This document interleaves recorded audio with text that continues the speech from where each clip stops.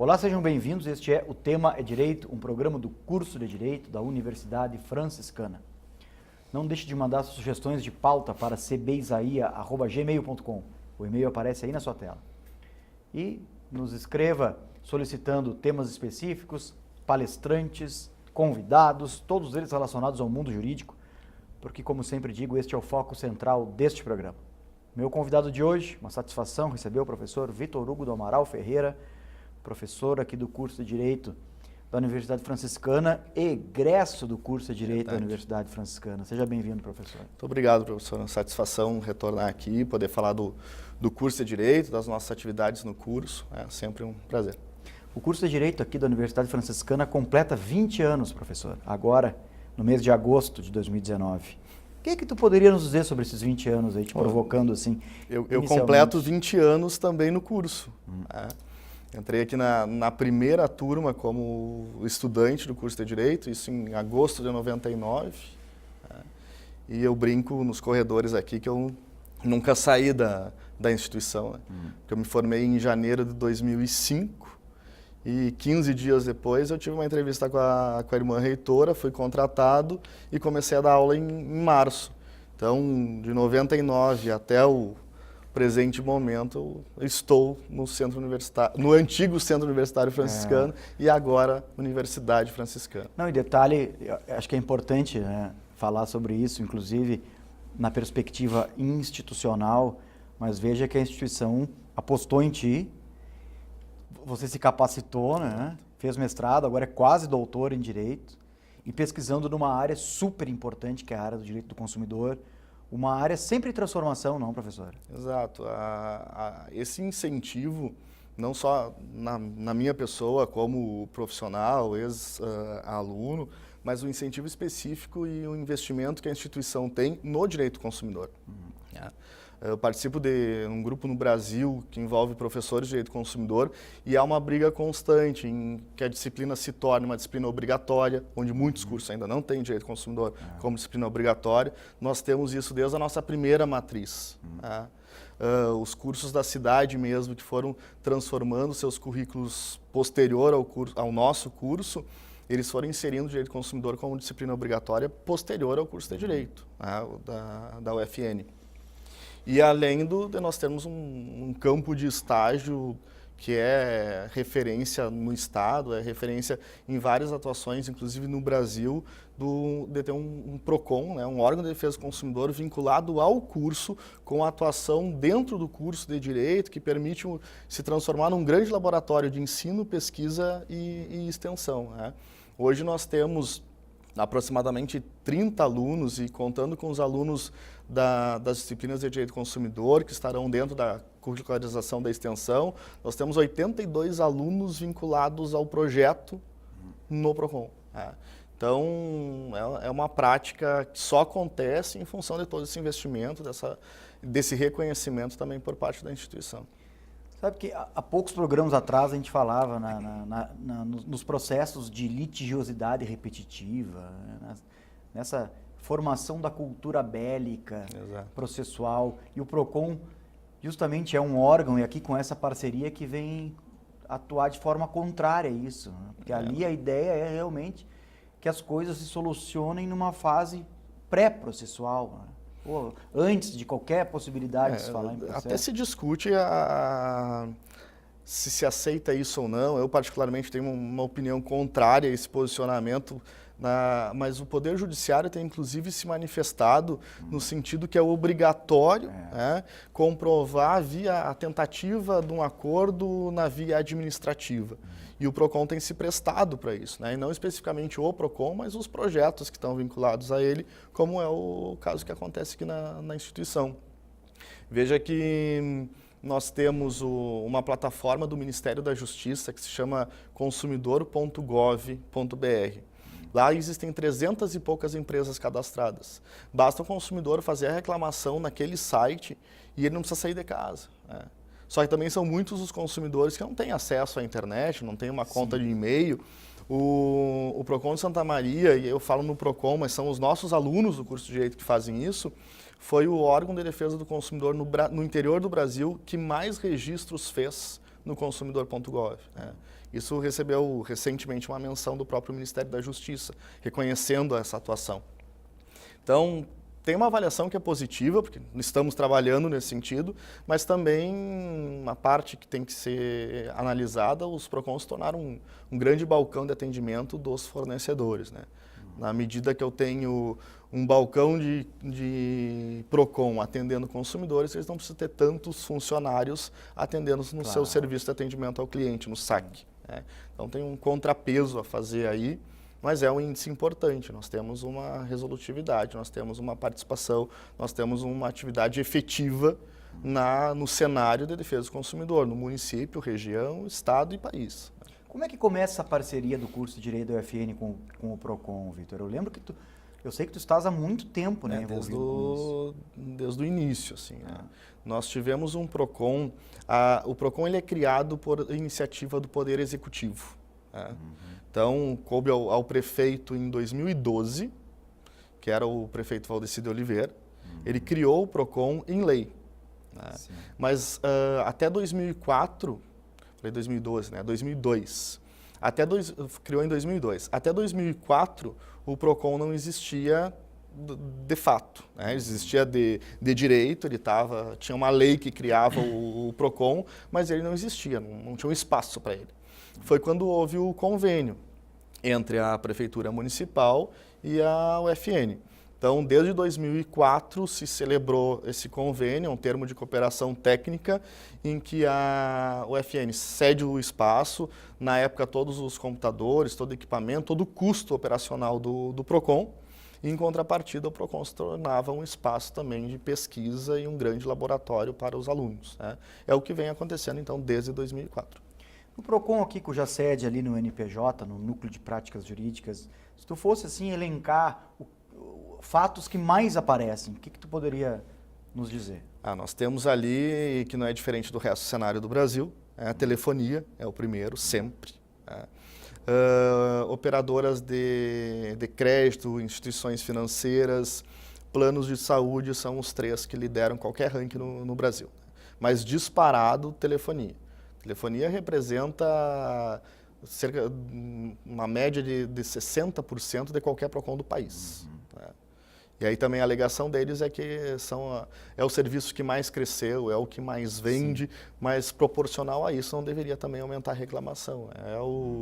E as mesmas empresas são pontuais, assim, a mesma empresa que tem o maior número de reclamação em Santa Maria é a mesma empresa que tem o maior número de reclamação em São Paulo. Então, uma análise também a se fazer disso, que é importante falar aqui, é da ausência de uma política pública efetiva, de uma sanção num âmbito coletivo, né? Porque fica o Vitor entrando com a sua reclamação de forma específica, fica o Cristiano entrando com a dele também individualmente, e aí num cenário global nós não temos nada efetivo que possa fazer uma coibição desses fornecedores. Agora, isso em muito se deve ao fato de que ainda, né, no nível da proteção e satisfação de direitos, nós não conseguimos ultrapassar a perspectiva unicamente individual. Nós temos uma dificuldade que é endêmica no trato dos direitos coletivos, transindividuais. São inúmeros os exemplos disso. Os direitos do consumidor compõem um deles. Agora, se você for para o meio ambiente, outros direitos de índole transindividual, coletiva, difusa, etc., nós temos sérias dificuldades. Talvez a prova maior disso é que nós não tenhamos até hoje um código específico de liturgia coletiva no Brasil. Nós temos pequenos subsistemas, né, como o do Código de Defesa do Consumidor, como a da Ação Civil Pública, etc., que vão a seu modo, né, e reproduzindo... E eles não conversam, né? Tem a ausência de um diálogo aí, porque são estanques, cada um operando... E reproduzem praticamente a mesma sistemática de tutela de proteção individual de direitos, né? Então nós temos muito ainda. Não existe a tradição e diria que nem os mecanismos para que isso aconteça. Agora, dentro do universo do direito do consumidor, assim, o que tu tem visto que tem aparecido mais? Assim, quais são os temas emergentes aí hoje? Bom, temas emergentes, nós temos...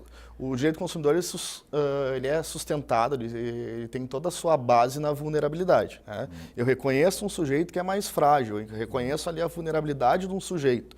Então, essa vulnerabilidade ela tem hoje uma perspectiva multifacetada. Eu sou vulnerável porque eu sou consumidor, mas eu sou mais vulnerável porque eu sou consumidor idoso, eu sou mais vulnerável porque eu sou consumidor doente, eu sou mais vulnerável porque eu sou consumidor criança, sou mais vulnerável porque eu sou um consumidor deficiente. Nós tivemos recentemente uma decisão contra um estabelecimento comercial no município de Caxias do Sul, que é uma decisão referência no Brasil, que condenou o shopping dessa cidade por não ter permitido que o consumidor entrasse no shopping acompanhado do seu cão-guia. Então, um consumidor cego não é só um consumidor, ele é consumidor e cego. Então, está se falando dentro da vulnerabilidade, da hipervulnerabilidade. Então, todos estão num cenário de vulnerabilidade, mas alguns desses vulneráveis são mais vulneráveis do que os outros. E aí começa a se falar na hipervulnerabilidade. Consumidor doente, que ele não está demandando um produto que deixou de funcionar. Ele está demandando a ausência da cobertura do plano de saúde no momento que ele está numa doença grave que tardar aquele tratamento pode levar ele à morte. Então, a hipervulnerabilidade é um tema recente, a proteção das crianças como consumidoras, a atualização do Código de Defesa do Consumidor no âmbito da proteção de dados, do comércio eletrônico, da prevenção e tratamento do consumidor superendividado, são os temas hoje de ponta assim, dentro do direito do consumidor. Eu acho que de tantas coisas que a gente tem para conversar, esse é um assunto importante, assim, né? De realmente a gente conseguir diagnosticar o que está acontecendo, o que está efervescendo. Vamos fazer um breve intervalo, coisa rápida, 30 segundos e a gente já retorna. Pode ser, professor? Claro. Então fique conosco, como disse, é super rápido, 30 segundos, nós já retornamos.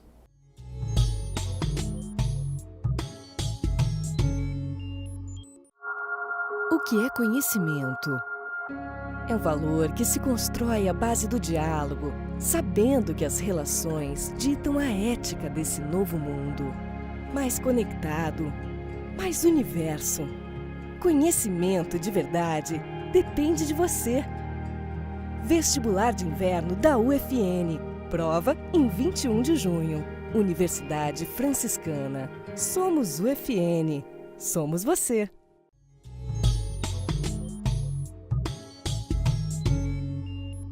Retornamos com o tema É Direito de hoje. Este é um programa do curso de Direito da Universidade Franciscana. Não deixe de mandar suas sugestões de pauta para cbisaia@gmail.com. Esse e-mail aparece na sua tela. E nos indique pessoas do seu interesse, assuntos técnicos relacionados ao mundo jurídico. Como sempre, faço questão de fazer referência. Este é o tema central deste programa. Meu convidado de hoje, professor Vitor Hugo do Amaral Ferreira, professor do curso de Direito aqui da Universidade Franciscana, egresso deste curso. Falávamos ali no finalzinho do primeiro bloco sobre a peculiaridade da vulnerabilidade. Vou voltar ali porque eu acho que esse é um tema interessante para a gente continuar discutindo. Como algo emergente dentro do universo do direito do consumidor, correto, professor? Eu te perguntaria o seguinte, essa emergência nessa palavra, em tudo que ela representa, é uma emergência que está situada em que ambiente? Está situada, por exemplo, numa reescritura do Código de Defesa do Consumidor ou está situada no plano decisório, de processos reais? Onde é que tu verificas que isso aí aparece mais? Professor Cristiano, a gente tem partido, aqueles que estudam o direito do consumidor, têm sustentado uma questão que é a constitucionalização do direito privado. É retomar as nossas bases, porque nós falava também no primeiro bloco, dos consumidores doentes que vão ao juízo buscar o amparo do plano de saúde que está negando que já existia num contrato. E aí nós temos, não raramente, uma decisão que se baseia numa resolução da Agência Nacional de Saúde. Então tem todo não é uma reinvenção no direito, mas é uma releitura do que é base, não é nem direito do consumidor aqui, mas é a teoria geral do direito. Primeiro que a resolução, ela não pode ter, dentro de uma ordem hierárquica, mais força que o próprio Código de Defesa do Consumidor. Até porque a resolução ela parte de um órgão administrativo da Agência Nacional de Saúde e ela está interpretando simplesmente uma norma. Então ela não é nem uma lei. E aí dentro disso se decide com a resolução, se esquece o Código de Defesa do Consumidor e por sua vez se esquece a própria Constituição Federal. E aí quando se fala em direito do consumidor e o reconhecimento dessa vulnerabilidade, ela é constitucional. Porque o artigo 5º, inciso 32, vai dizer que é dever do Estado, na forma da lei, promover a defesa do consumidor. E aí, veja bem, dever do Estado, não deu alternativa, o Estado é dever dele proteger o consumidor. tá? Na forma da lei, que é o Código de Defesa do Consumidor e aquelas todo o aparato aí legal. E que Estado é esse, né? É o Estado Executivo, é o Estado Legislativo e é o Estado Judiciário. Então, quando nós temos da onde decorre essa proteção decorre do âmbito constitucional e coloca na obrigação, é dever do Estado juiz, é dever do Estado juiz reconhecer as práticas abusivas contra o consumidor, é dever do Estado Legislativo atualizar o Código de Defesa do Consumidor, trazer novas normas de defesa do consumidor dentro da atualização da própria sociedade, das relações de consumo, e é dever do Estado Executivo executar, cumprir, né, na medida da defesa, da proteção do consumidor. Mas no Brasil, tu vê essa situação de defesa como algo avançado? O Brasil está bem preparado em relação às normas de consumo? Ou tem muita coisa ainda que a gente pode melhorar? Experiências de outros países? Então, nós temos o direito brasileiro no âmbito consumidor é referência para o mundo, né? Mas nós temos que fazer uma análise aqui que nós somos referência no que está escrito. Nós temos um excelente Código de Defesa do Consumidor. Perceba que ele é de 1990, né? Ele fecha agora 29 anos, dia 11 de setembro, porém, é um código que tem a sua redação rica, mas ele não é efetivo. Que 29 anos depois nós discutimos ainda a necessidade de coibir um fornecedor que não coloca validade no produto. Né? Então, nós temos um dos melhores códigos de defesa do consumidor, isso é certo. Mas nós temos uma das piores efetividades da nossa norma de defesa do consumidor. Isso tem permitido que o Brasil seja protagonista de várias frentes internacionais, né?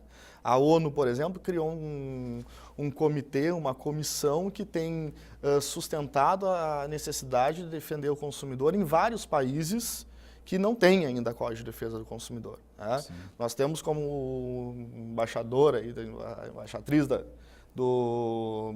desse movimento a professora Cláudia Lima Marques, que é referência para a ONU para fazer esse movimento, é brasileira, é uma das autoras aí da atualização do Código de Defesa do Consumidor. Isso nos dá uma base de respeito no resto do mundo, né?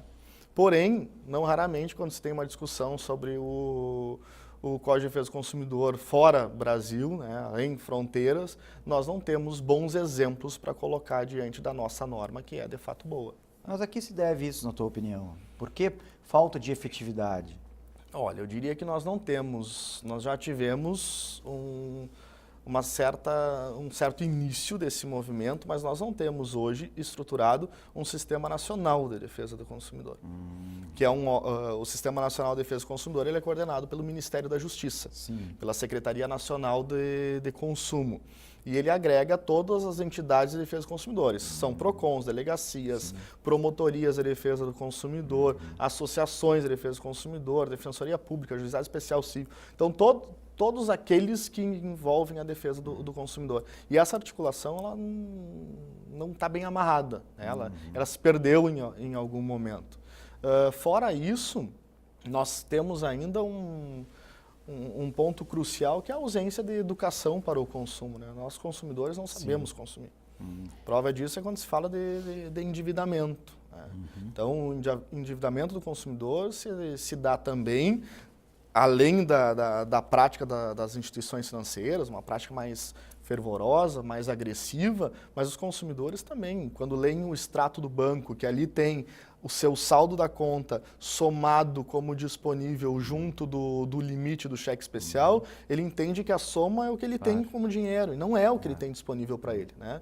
Na verdade, ele tem que fazer essa distinção. Nós nunca tivemos uma educação financeira. Esses dias falava com um economista num evento com quem dividia a mesa, ele disse que no Brasil não dá nem para se falar de educação financeira, porque antecede isso. Nós deveríamos falar em alfabetização financeira, né, que vem antes da própria educação. Então, em um exemplo só, né, falando da questão do crédito, do endividamento, quando nós nos deparamos com publicidade taxa zero, juros zero, não existe taxa zero, né? Então, o consumidor ter consciência, conhecimento, estar ciente de quais são os seus direitos e como operacioná-los, é o essencial aqui. Agora, que conjunto de temas interessantes esse para se levar para dentro da sala de aula, não é, Victor? É verdade. Quais são as estratégias que tu usa ali? Eu brinco com os meus alunos no primeiro dia de aula, apresentando a disciplina, eu sempre falo para eles, vocês estão enganados se vocês acharem que vocês vão ver o Código de Defesa do Consumidor aqui. Né? Porque o que menos se vê é o código. Porque o código eu tenho ali, de um primeiro a um último artigo, que é fazer a leitura dele. Agora, entender a razão do código, a necessidade de proteger esse sujeito consumidor num contexto de uma relação de consumo cada vez mais complexa. Né? E ainda também brinco com eles que é uma área que vale investimento. Porque nunca nós vamos ter uma relação de consumo que vai frear. Pelo contrário. Né? Nós falamos agora de inteligência artificial. Inteligência artificial e direito do consumidor são temas de última análise, tanto na ordem prática quanto na pesquisa. Né? Nós estamos falando aí de internet das coisas. Essas coisas são coisas que eu irei comprar, que eu irei adquirir, que irão violar os meus dados, as minhas informações. Né? Então, esse cenário faz com que o aluno se preocupe com o que acontece no dia a dia dele, porque ele é um consumidor. Né? Então, o que tem acontecido em sala de aula é muito isso, é discutir qual é o nosso papel, quando juristas que serão, né, com o direito do consumidor, que é muito mais do que um código, é muito mais do que uma lei. Né? A lei passa obrigatoriamente pelo plano de ensino, passa pela sala de aula, mas entender e como operacionalizar aquilo ali, eu acho que é o nosso grande diferencial, né? Colocar o aluno no mercado que saiba o porquê, a razão daquele código e como ele se torna um operador, de fato, do Código de Defesa do Consumidor. Eu queria, nessa reta final do programa, temos mais alguns minutinhos ainda, que tu nos contasse um pouquinho essa experiência internacional que tu teve.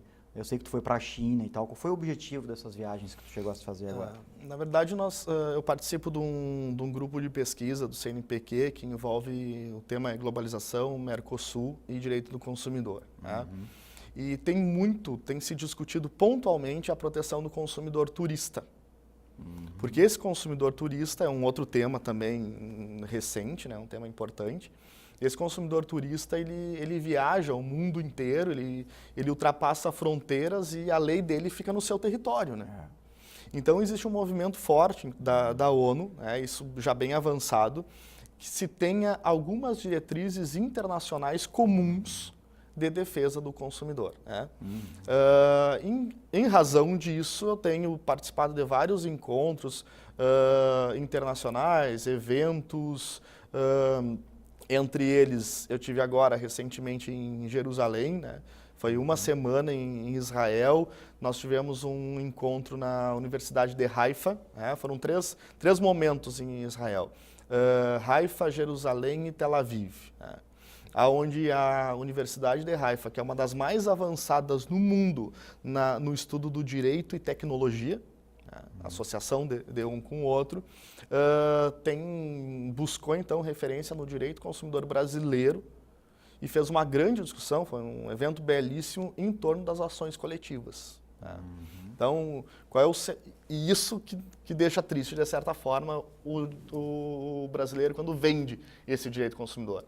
Nós temos um dos melhores códigos de defesa do consumidor, vamos a um evento de ações coletivas e nós não temos os bons exemplos práticos para que seja mostrado lá. Né? Então, além dessa visita à Universidade de Haifa, teve também um evento na França, tive por 2 vezes já em Paris, em Chambéry, na Universidade de Sorbonne, na Universidade de Savoie-Mont-Blanc, que hoje é uma das que mais tem trabalhado o direito do consumidor. Inclusive, no mês de junho, a Universidade de Savoie-Mont-Blanc vai conceder à professora Cláudia Lima Marques o título de doutor honoris causa. Né? Então, é todo um trabalho referente ao direito do consumidor. Vitor, eu queria te agradecer pela tua presença aqui, agradecer pelo trabalho aqui de todos esses anos aqui na Universidade Franciscana, no curso de Direito. Dizer que as portas do estúdio aqui, da TV, sempre abertas a ti. Muito obrigado. Agradecemos a você também pela audiência e fique conectado, ligado nos próximos programas da TV da Universidade Franciscana. Até a próxima.